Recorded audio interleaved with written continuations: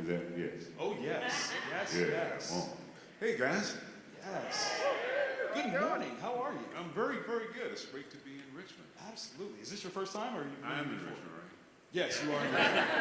100%. Yeah, no, I'm feeling good. I'm feeling good. Wonderful. I am truly, truly amazed at being on the stage with you, sir. You have been the reason for a lot of encouragement that my mother has given me since I've joined the Comic-Con market. She's a big fan of yours. And with all due respect to your wife and your family, she has asked me to bring you home on more than one occasion. And of course I say, Mom, I can't do that. And she goes, but baby, you can do anything if you really try. That's when Dad goes, oh, who's this guy? Yeah. No, he just knows. He just knows. So thank you so very much for being with us. Before we get into the audience piece here, I have a couple of questions. Okay. If you can divulge, we would love to know any sort of status on an upcoming Ghostbusters project, if you can share. Well, you guys probably know about as much as I do about the new Ghostbusters. In December, Ivan Reitman called me, said that they're doing a new Ghostbusters, and in January, I met with Ivan and Jason. Jason is Ivan Reitman's son. He was in the second movie. He was the kid at the party who said he wanted He-Man. So now he's going to be directing the new Ghostbuster movie, which it might turn into a He-Man movie. You know. But he's directing the new movie. So I met with them and congratulated them. So I'm told there's probably a part for me. We haven't signed any deal. You know, I'm one of those people, in the movie, the first Ghostbusters, I have a line, if there's a steady paycheck in it, I'll believe anything you say. Well, I haven't seen a steady paycheck yet, so when that happens, then I'll say, oh, hell yeah, we're doing a movie. But until then, I'm like, well, you know, it'll be nice, so we'll see. But I think it's going to happen. It's supposed to start shooting in June. This is June. Yes. So we're now there, so let's get there. So I haven't gotten a call yet, but we'll see. We're all going to go on Twitter, #WriteThatCheck. Right, Let them know. Make that happen. 35 years of Ghostbusters. It's been a phenomenon. Were you at all aware that that was what you were walking into? No, but my butt has been aware. It's actually getting, it's like Ernie spent 35 years. I'm not, you know. But yeah, no, it's great that 35 years later you guys still love the movie. Of you know, course, I've done a lot of films, course. a lot of TV shows, things I've forgotten about, you know, a week after I finished shooting them. So it's nice to have a movie that people still like and people share with their kids and people share with their parents. You know, I think all the movies I've done, Ghostbusters has like a special place. I've been very fortunate. The Crow is one that people connected with. So I've done a few movies that kind of hold up, but then a lot of them really don't hold up, you know. So, and I've acted friends who've had wonderful careers, but none of that stuff is anything that people, you know, want to hold on to. So I'm very, very proud to have been part of the Ghostbusters. Of course. And obviously, our love of Winston is extreme and great, but that's not exactly what brought you into acting initially. You started off as a playwright? Yeah, I started out desperate. I think there's a career category for that. You know, I'm just desperate. Yeah, when I was a kid, I used to write a lot, and I wanted to be a writer. And when I discovered theater, I wanted to be a playwright. I got a scholarship to Yale as a playwriting student. Make some noise for that. But I haven't actually written anything, so hopefully you applaud that as well. But I got married at 18, and I was a dad at 19. And that marriage ended, and I became a single dad, and I had to make a living. So the acting sort of took over. The writing is one of those things that you can write and write and write and write, and hopefully you get in. People will like your work. We're going to do this, but you haven't got paid. Acting is one of those jobs that if I go in and they say I got the job, I get paid. So I got that. I could make sense out of the acting. And so acting just became what I do. And it's sort of, now I'm older and I realize it is who I am. For years I was always frustrated because I was this frustrated writer who was acting. And now I look and I go, no, things have a way of being exactly the way they should be. It's hard to accept that sometimes, but I'm old enough now to go, you know what, I'm really meant to be in Richmond this morning. That's right. It all works out. Say that. No, that's a wonderful thing, and we really do appreciate you being here. So let's open it up to the audience a little bit. Hello. Hi. Actually, as a testament to how much everybody appreciates you being here, I have a question for the audience. When there's something bad in your neighborhood, who do you call? Ghostbusters! Who do you call? Ghostbusters! That was fun. Yeah. And if you get a number for Ghostbusters, let me know. Okay? Because I never get a call back. I'm like, oh, what is that number? It's because they were scared of you. You were the smartest guy in the room. That's what it was. Hello. Hello. I was wondering what it was like to work with your co-stars on one of the greatest movies of all time, Ghostbusters. Okay, all right. Well, you know, yeah, those guys, about those guys. No, they were great guys. I actually feel very close. I feel like family. Bill Murray and Danny and Harold. I still consider them friends. You know, I haven't worked with. Well, we did the second movie, but I haven't worked with any of them since. But I run into them from time to time. I had dinner with Bill and Danny about a year ago. I see Danny sometimes over at the Ghostbusters sort of headquarters on Sony's lot.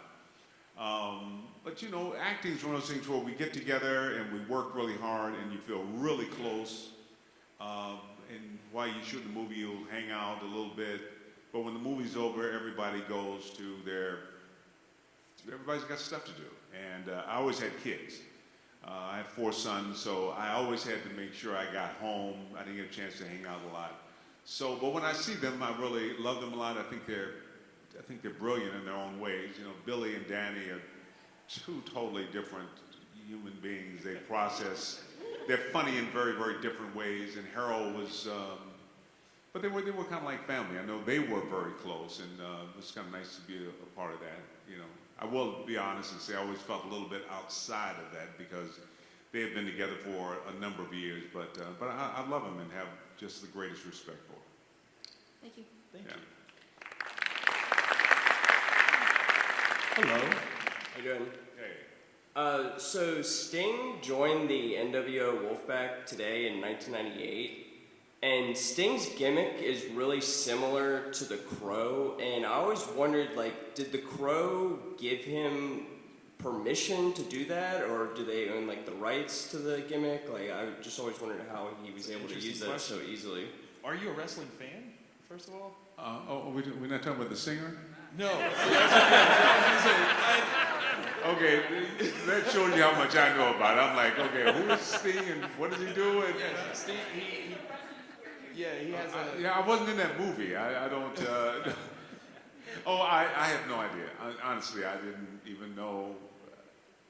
No, I was... You know, what I realized is that my grandmother used to say, you know, God gave his son the kingdom. So we're all God's children, right, but we all have our own individual kingdoms. And in my kingdom, it's almost like that certain parts that you know very well may not even exist in my world. Right.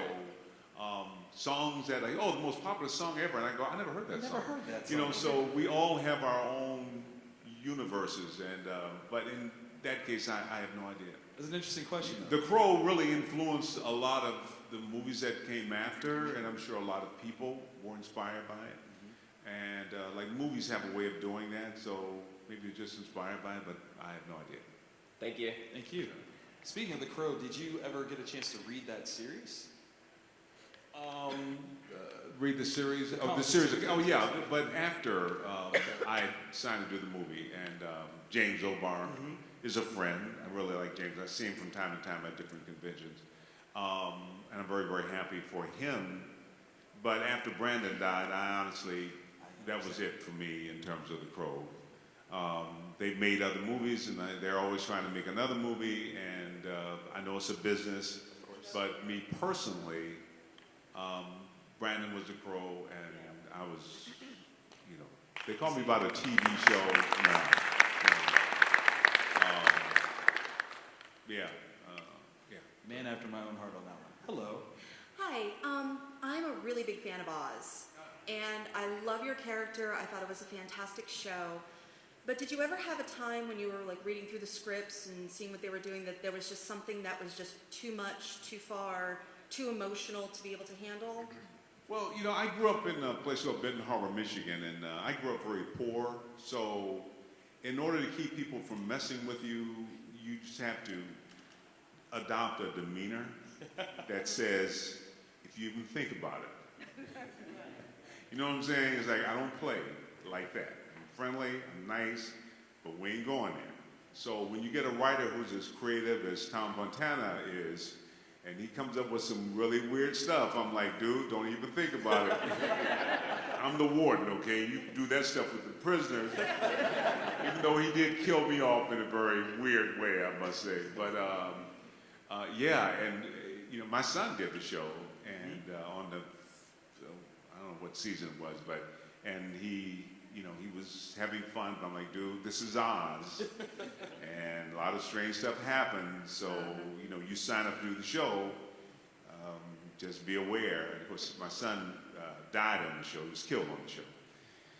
But yeah, it was kind of out there, it was really brilliant, but thankfully, some of the things that some of the actors were asked to do, I just didn't have to participate. Lucky. Yeah, no, yeah, you know, but it did reflect a lot of, I guess, what goes on in, you know, in prisons and unfortunately in the world. I got asked to speak at the National Prison Summit a few years back, and I had no idea why they asked me. I'm like, I don't know what to tell you. I've never been to prison, but I can give you some tips on how to stay out of prison, maybe. But, you know. But of course, it was because I had done Oz, and but anyway, yeah, that show was very creative. It was a brilliant series, but yeah, Tom Fontana is a great writer. And then also, like we're talking about The Crow, I think Oz really changed television in a very, I like to think, positive way. Thank you. Thank you. Hello. Hi, I just had it's a little different, but going back to Ghostbusters, I was kind of curious from script to seeing the film, did you have in either one of the films a favorite ghost personally, like one that you love to watch the most when it was on screen or anything like that? I just want to know like favorite ghost really. Favorite ghosts? You know, I just thought they were very clever, so I guess in a sense they were very, I mean, Slimer was sort of, you know, in the first script I read, I was the one who got slimed in the hallway. That changed. He said, no, I'm not doing that. Give him that face. That changed very quickly. I also, in that script, was the one who thought of the Marshmallow Man, but that changed very quickly. But I did like Slimer. I thought Slimer was kind of a weird sort of creation. And I also liked the Marshmallow Man. Okay. They were all kind of different, you know. They were really kind of. It was, if there was any criticism I have of the last movie with the ladies, there was so many ghosts. They really had kind of no character in a way. They were just ghosts coming out of whatever. Whereas the ghosts, especially in the first movie, they really had their own kind of unique sort of creations and personalities. And but if there was any favorite one, you know, they were all kind of different, fun. Okay. Yeah. Cool, thank you. Oh, maybe, you know what? Maybe the librarian. Oh yeah. Yeah, the librarian. Because for me, she kicked the movie off. When the librarian happens, you know you're on a ride. And now so she was the scariest, for me anyway. Thank you. Yeah. Hello. Hi. I was wondering if there was any particular role that stayed with you emotionally, like well after filming ended. You know, it's sometimes as an actor, you want to get into the world that you're creating. I want to believe that in this movie we're brothers. I want to believe this is my brother. And sometimes if I'm not feeling it, I want to spend time together. I want to get to the point where, you know, acting is believing. So I want to believe that this is. Sometimes you can get so deep into something that it touches you on a real sort of personal, emotional way, you know, because you do want, you know, it's not real, but on the other hand, the story is you want to make the story real. So the Hannah rocks the cradle. I think when she slapped me, I think that hurt. You know, I think the things that happened to him, that was kind of personal. I did a play. It wasn't a movie. It was a play, The Great White Hope, and in that there's a scene toward the end of the play where this guy's been sort of just kind of beaten down, and he kind of loses it. And every time I would do that scene, it just was hard to come out of that. It was hard to let that go. I mean, I would just sit there and cry. But luckily, it was at an intermission. But it just took me literally 10 minutes to just sort of pull myself back together. But sometimes you kind of go there. And sometimes people will like the character you're playing better than they like you. You know? So you kind of want to almost be in character. The character in Congo was kind of a cool guy, but it's not me. But when I was that guy, I felt You're more a confident. cool You know, guy. but at the other time, yeah. So sometimes, you know, but each story is kind of a universe. I think if it's told well, we're storytellers at the heart of it. And we live our stories, and we don't realize how much our stories, what we believe in, even situations, we make stories about it. We tell what happened to me, it becomes a story. And they sort of explain our world. But so some characters, some things is a little bit hard, but those two things come to mind. The thing with Brandon, you know, that was, some stuff is just harder to shake off. And it's why I haven't done a lot of really horror movies.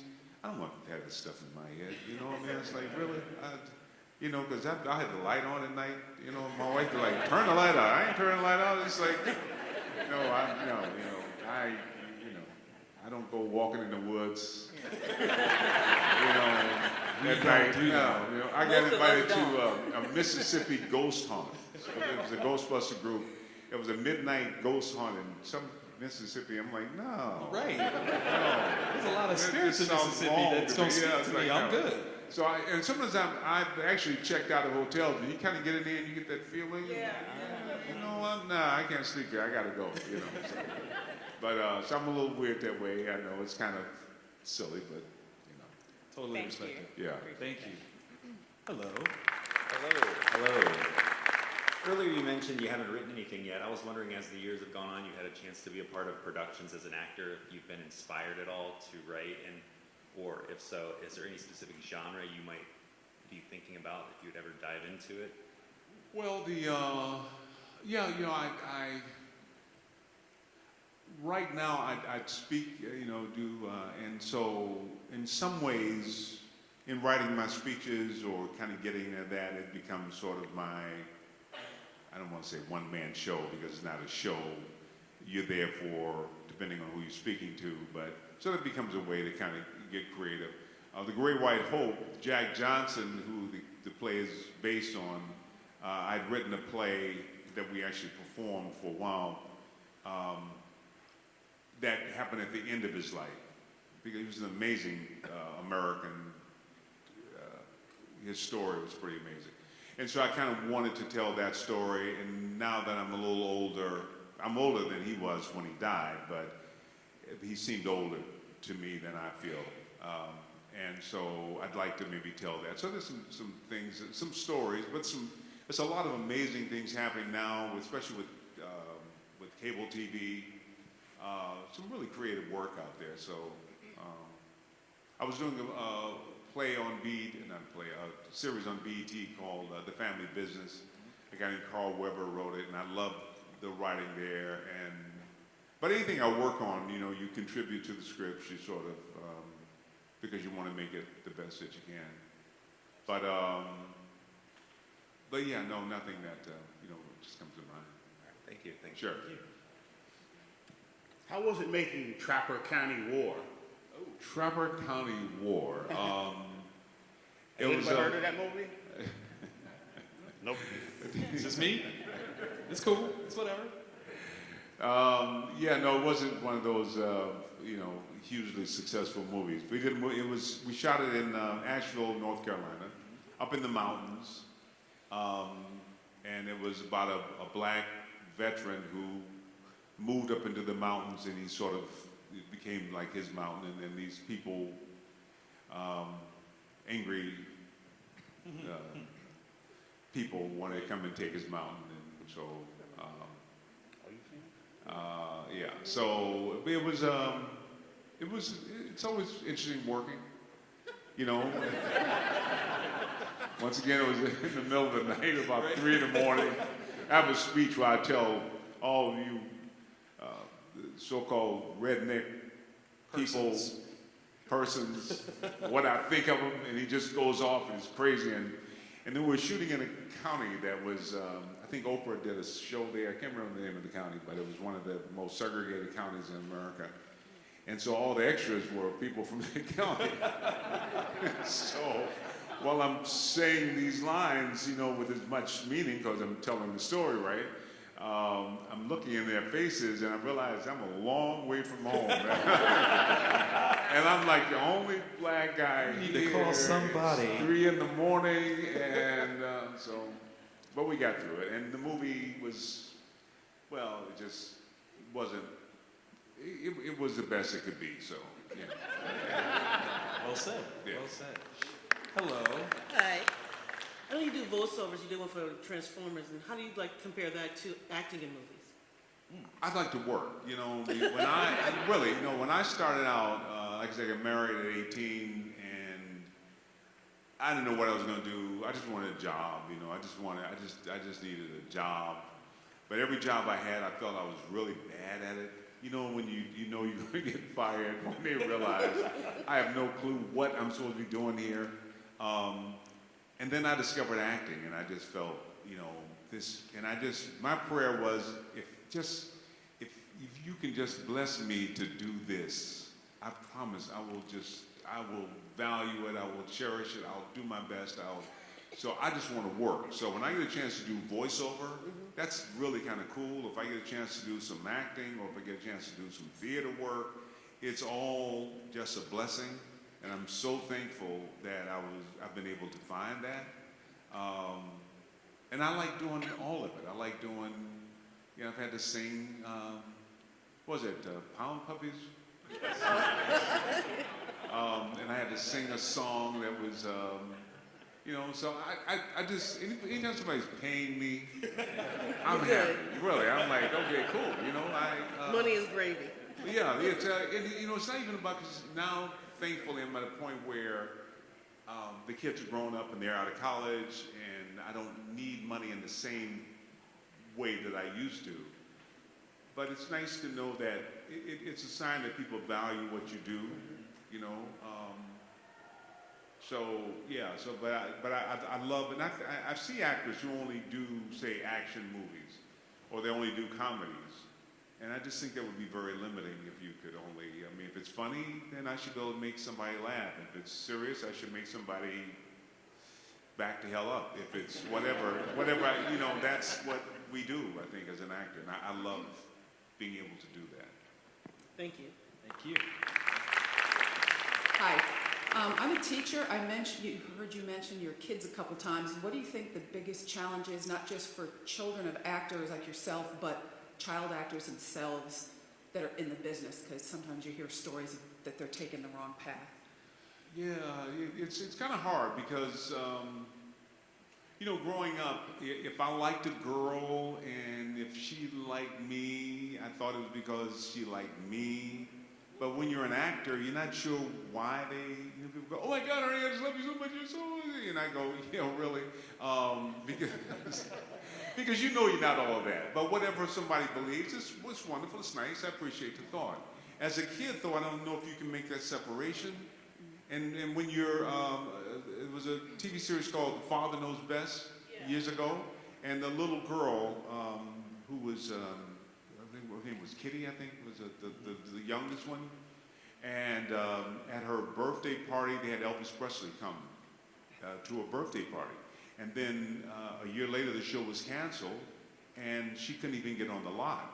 I mean, it's like you're so loved because you're all of this, and then you're nothing, and we don't want. It's hard to make that adjustment. You know what I mean? So I wouldn't recommend it to anybody who's a kid, but there's some kids who are born to be, you know. Now my daughter-in-laws, my grandkids, they feel a little differently, and so a couple of them they act and they dance and they do a bunch of other stuff. I just think it's a difficult world to kind of navigate, to make sense out of, even as an adult. So, and if you do that, I think you really need to be there for the kid. When we did Hand Rocks to Cradle the Baby, the mother would come and she would give her baby to these people, and then she would go to the other room. And I told her, you can't just give these people, they're trying to get a shot. They don't care about this baby. I mean, it's like, I'm sure they're nice people, but their job is to get the scene done, the shot. And that's, so you, I did a show called Webster with Emmanuel Lewis, and there was the director, shouldn't probably name names, but they weren't nice to him. And I'm like, I told the parents, you got to protect him because this is not a business about, it's not about being nice. So, so it's difficult. And so I say I don't recommend it, but sometimes kids are really meant to do it. And if they do, then you really have to be there and support your kid, and don't let anybody tell you you can't do that. You know, Thank you. Thank you. So, yeah. Hello. Hello again. First of all, I just want to say, I know I spoke with you earlier about Yes. having such a marvelous, versatile, really acting career, and a real gem for us in the Black community, but one that I feel the business doesn't appreciate while we're on that topic of the business. And all the roles that you've covered, and that you were a single dad as well, doing all this, and just amazing and phenomenal. Of all the roles that you've done, looking forward at whatever may be left of your career, is there any particular role that you feel that you'd want to tackle or do or embrace? That you'd like your dream role, if you had a dream role? Well, you know, I think I like to work, and so I really look forward to jobs when something is demanded of me. You know what I mean? You can't just show up. A lot of times, you know, you just show up. I mean, it's like, I'm the dad, I got 3 scenes, and people will say, Ernie, we really want you in the movie. We only need you for a half a day. Well, I'm like, well, why do I want to do it? I mean, I kind of want something that I can bring something to, and otherwise I'd just soon be home. I'm not home a lot, so now I'm starting to value home. And I'm also really trying to accept the fact that if I haven't done it already, maybe I need to be okay with that. I mean, I had prostate cancer a few years back, and it was a situation happened where the doctor goofed up and I almost died. And it was this moment when I knew that I could be dying. I mean, they were rushing me to the operating room. And you almost have to, you have 2 choices, you know, either you say, you know what, this could be it.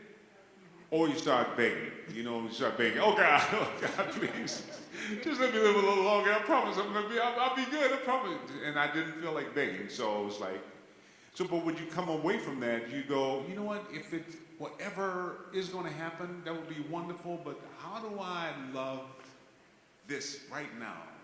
You know, how do I, that's what really is important. And I think feeling really good about right now, other things come. I'd love to get an Academy Award, but I'm not going to sit here and worry about that. You know what I mean? I'd love to do the new Ghostbusters movie, but until I see the money, I ain't going to worry about that. You know what I'm saying? So Hashtag write that check. yeah, I just want to appreciate where we are right now and make peace of that. There's a lot of things I'd love to do, and like I said, I'd love to do the Jack Johnson piece, but I'm not. I'm good. I'm good. I have an amazing life, and I'm so thankful. But yeah, and I'm excited about what's to come, but I'm not going to wait for it. Awesome. Thank you so much. Thank you. We are getting tight on time, so if we can rush through these 3 questions, we can wrap up and do our photo at the end. Thank you. I just have a fairly quick one. Recently we saw the series APB. Really liked the series. Didn't think it got a fair shake, but it got canceled pretty quickly. I was just wondering if there are any projects like that, or if that was one of those projects that you felt the same way, that there's a project you say, I'd really like to have seen this series or project that you were involved in heavily that really continue on.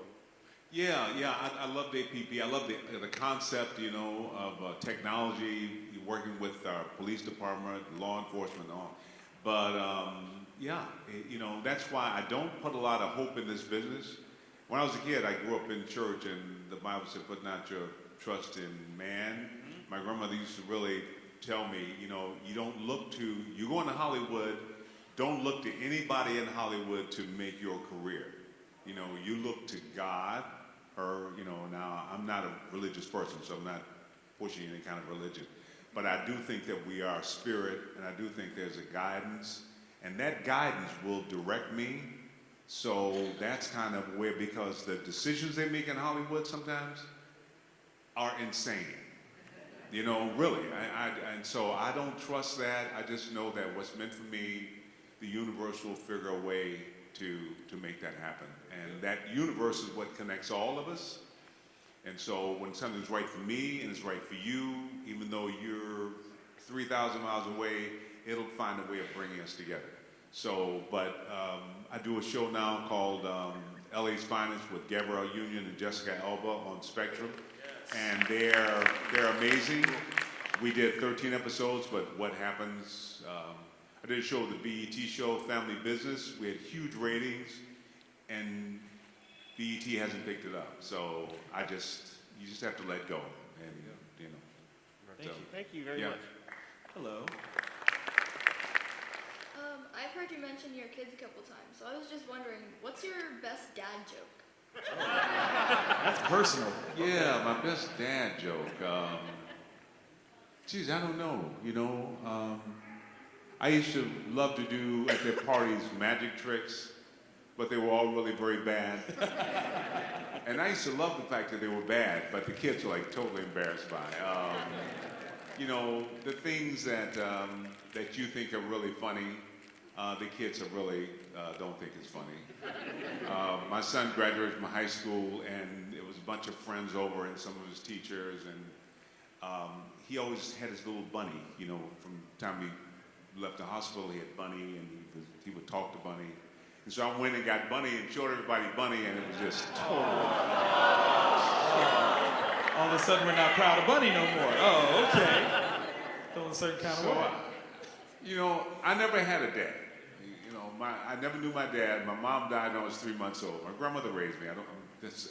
And my grandma is amazing, but I don't know what that's supposed to be. I'd hug him, and I told him bedtime stories, and I'd kissed him, and I love you, I love you. But no matter what you do as a dad, it's not good enough. Everybody ends up screwed up, no matter what you do. You're at the ball game with me, but you didn't teach me how to hit the ball. It's like, okay. You didn't come to the ball game with me, so I don't know. No matter what, but you show up and you're there, and so I don't know. Absolutely. Thank you. Last question. So for new actors, what are some tips or helpful things for people who are just starting, just to grab the attention when they're auditioning for some things? Oh, that's good. Yeah, well, I think, like I said, acting is believing.